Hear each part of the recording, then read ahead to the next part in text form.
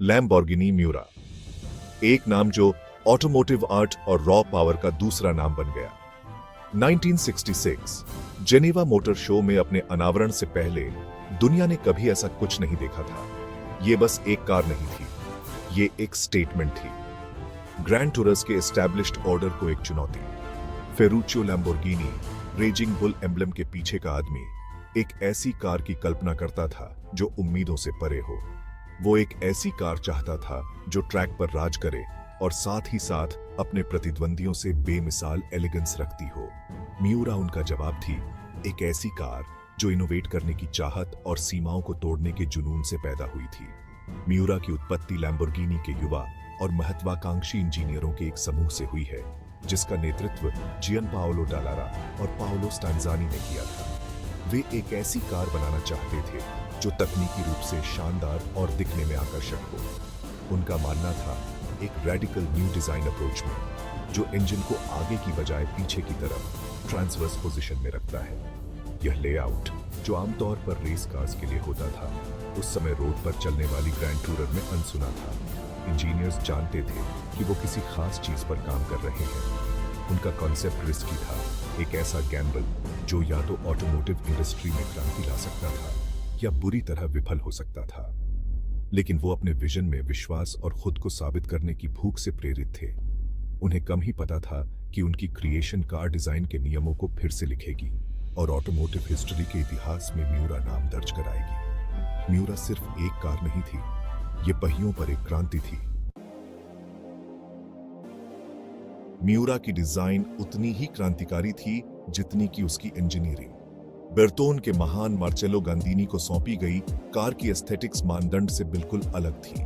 अपनी बोल्ड और futuristic designs के लिए जाने जाने वाले गांदीनी को म्यूरा के रूप को आकार देने की पूरी आजादी दी गई थी। इसका परिणाम ऑटोमोटिव स्कल्पचर की एक मास्टरपीस के रूप में सामने आया, जो कर्व्स और एजेस की एक सिम्फनी थी, जो आक्रामकता और एलिगेंस दोनों को प्रदर्शित करती थी।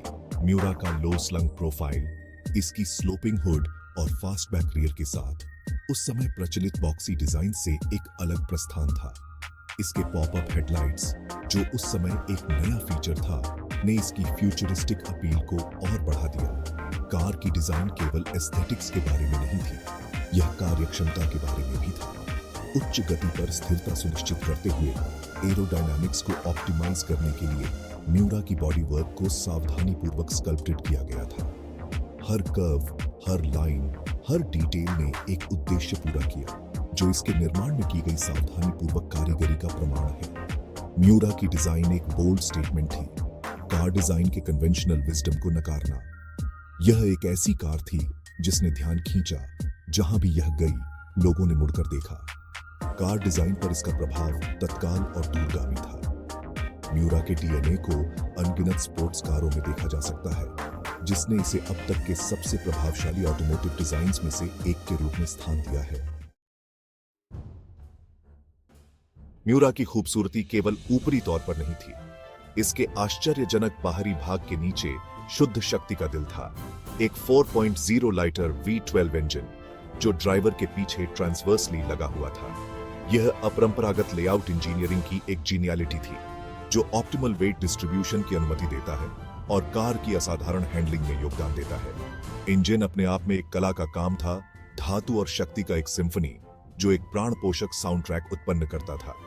350 हॉर्स पावर के साथ म्यूरा 6.7 सेकंड में 0 से 60 मील प्रति घंटे की रफ्तार से दौड़ सकती थी, जो इसे अपने युग की सबसे तेज कारों में से एक बनाती है।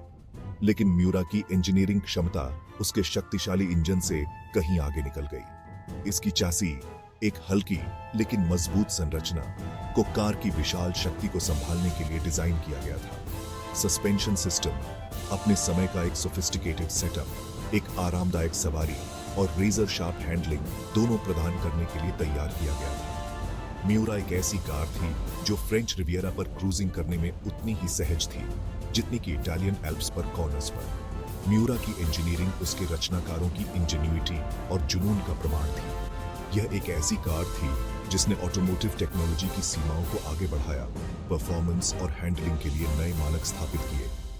म्यूरा सिर्फ एक कार नहीं थी, यह इंजीनियरिंग की एक मास्टरपीस थी। ऑटोमोबाइल की कला का एक सच्चा प्रमाण। और अधिक लग्जरी कारों के बारे में जानने के लिए विंट कार्स को सब्सक्राइब करें। धन्यवाद।